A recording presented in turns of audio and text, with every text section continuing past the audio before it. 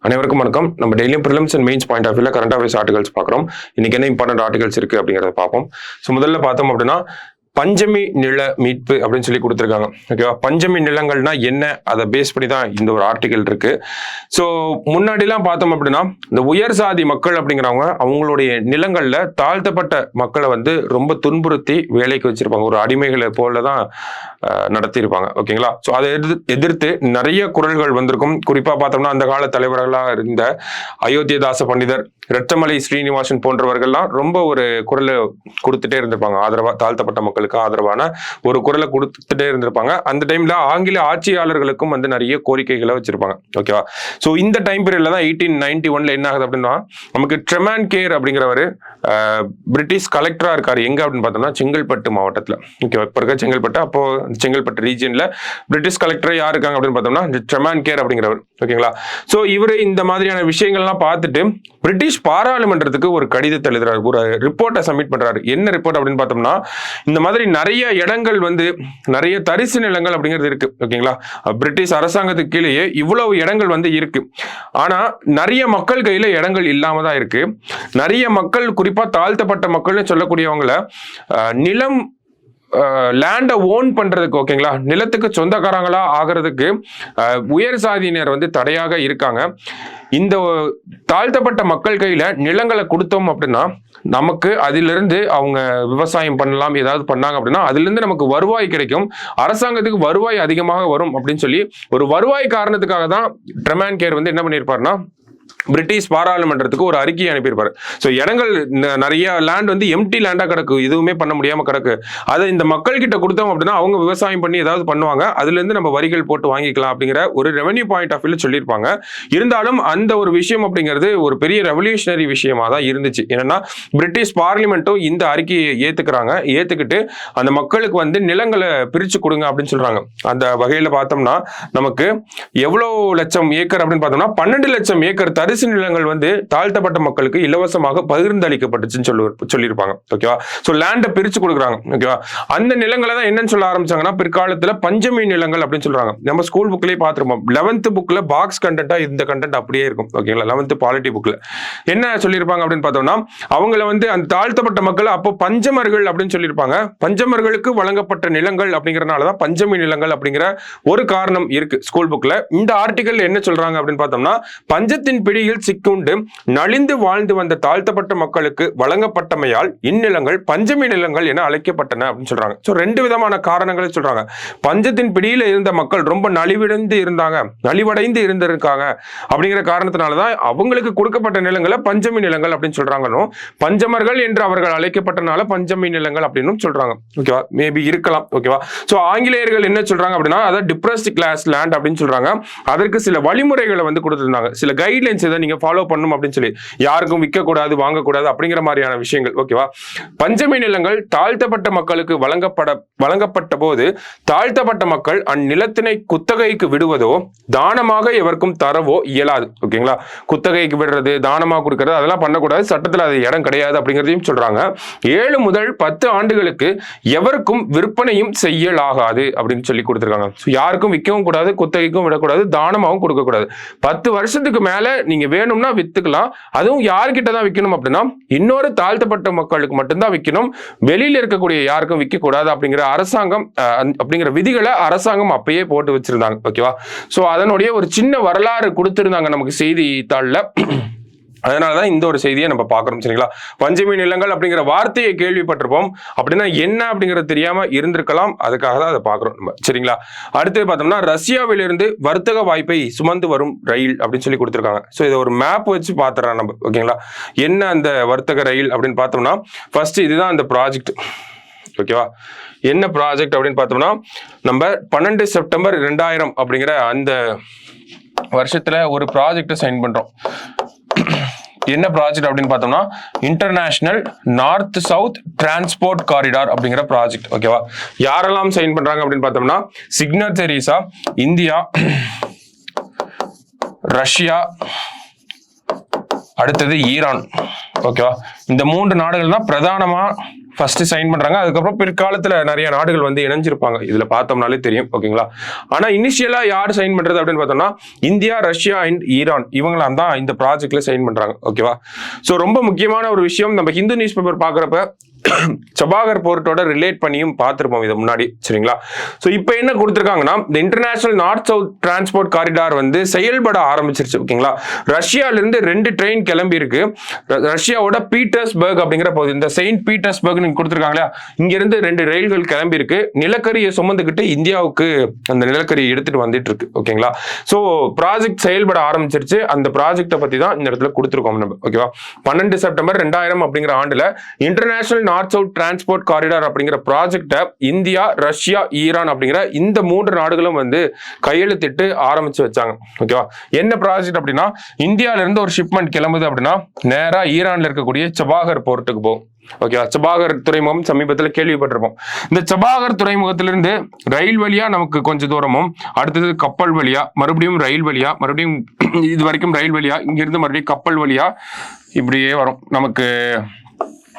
இந்த Baltic countries, அடுத்தது பார்த்தோம்னா நார்வே, ஸ்வீடன், இந்த சைடு பார்த்தோம்னா European countries, Portugal, Spain, England, அதன் வழியா மறுபடியும் இப்படி மெடிட்டரேனியன் சி, இங்க வந்தோம்னா சூயஸ் கேனல்.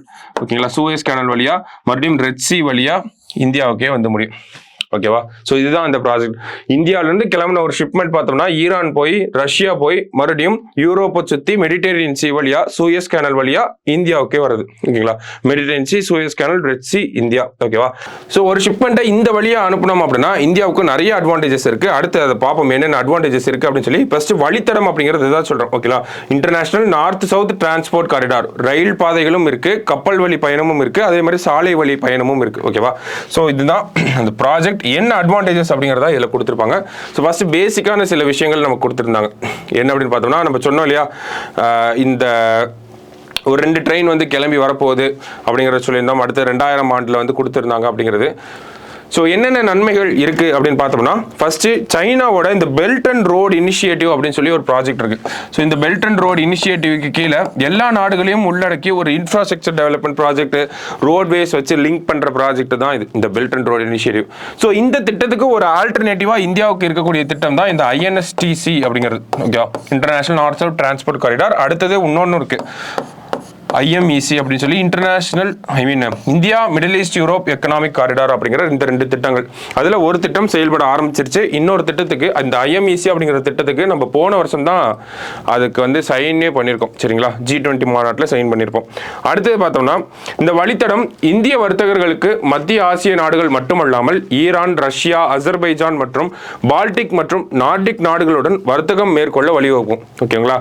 ஸோ நம்ம டைரக்டா இந்த நாடுகளோட ட்ரேட் பண்ண ஆரம்பிக்கலாம். சோ நம்ம மேப்லயே பார்த்திருப்போம், நமக்கு வந்து இந்தியாவோட பார்டர் இப்படி இருக்கு அப்படின்னா, சோ இந்த ரீஜன்ல ஓரளவுக்கு ஆக்சஸ் பண்ண முடியாம இருக்கும். அதே மாதிரி தான் இந்த நார்த்ல, ஓகேங்களா, இந்தியாவுக்கு வடக்குல பார்த்தோம் அப்படின்னா நமக்கு இந்த சென்ட்ரல் ஏஷியன் கண்ட்ரிஸ் ஆக்சஸ் பண்ண முடியாம இருக்கு. ஆனா இந்த ஒரு ப்ராஜெக்டை வச்சு நம்ம சென்ட்ரல் ஏஷியன் கண்ட்ரிஸ் ஆக்சஸ் பண்ணலாம். நார்டிக், பால்டிக், இந்த நார்வே, ஸ்வீடன், அந்த சைடு பார்த்தோம்னா லித்துவியா, லாட்வியா, இந்த மாதிரியான நாடுகள் எல்லாத்தையுமே வந்து நம்மளால இந்த ப்ராஜெக்ட் வச்சு ஆக்சஸ் பண்ண முடியும். சோ அது ஒரு பெரிய அட்வான்டேஜா இந்தியாவுக்கு இருக்கு. ஓகேங்களா? சோ வர்த்தக வாய்ப்புகள் அப்படிங்கிறது அதிகமாகுது. அடுத்து பார்த்தோம்னா, நமக்கு சமீபத்தில் ஈரானில் சபாகர் துறைமுகத்தை 10 ஆண்டுகள் கையாள்வதற்கு இந்தியா மேற்கொண்ட ஒப்பந்தம் இதற்கு மேலும் வலு சேர்த்துள்ளது. சமீபத்தில் பார்த்தோம்னா ஈரான்ல இந்த சபாகர் துறைமுகம் அப்படிங்கிறத நம்ம பார்த்துருப்போம். ஓகேங்களா? ஸோ அந்த சபாகர் துறைமுகம் அப்படிங்கிற அந்த போர்ட்டை நம்ம தான் 10 வருஷத்துக்கு வந்து அந்த ஆப்ரேஷன் எல்லாமே நம்ம கண்ட்ரோலில் தான் இருக்க போகுது. ஓகேவா? ஸோ இந்த ஒரு தருணத்தில் இந்த ப்ராஜெக்ட் செயல்பட தொடங்குறது அப்படிங்கிறது இந்தியாவுக்கு இன்னமும் அட்வான்டேஜஸாக தான் வந்து முடியும் அப்படின்னு சொல்லியிருக்காங்க. ஓகேவா? அடுத்தது சூயஸ் கால்வாய் வழியா நம்ம ஒரு இந்தியாவுக்கும் ரஷ்யாவுக்கும் ஒரு ட்ரேட் நடக்குதுன்னு வைங்களேன், அது முடியறதுக்கு 45 நாள் ஆகும். ஓகேவா? இந்தியா வந்து ஒரு ஷிப்மெண்ட் அனுப்புறாங்க ரஷ்யாவுக்கு, சூயஸ் கேனல் வழியா தான் இவ்வளவு நாளும் போய்கிட்டு இருந்துச்சு. ஓகேவா? அப்படி போய் முடியறதுக்கு வந்து சுத்தி போய் முடியறதுக்கு பார்த்தோம்னா 45 நாள் ஆகுது. இதுவே இந்த international north south transport corridor வழித்தடத்தை யூஸ் பண்ண ஆரம்பிச்சோம் அப்படின்னா நமக்கு 25 நாள்லயே எல்லா வேலையும் முடிஞ்சிருது. ஓகேங்களா? அப்ப அது எவ்வளவு 20 நாள் வந்து நமக்கு சேவ் ஆகுது.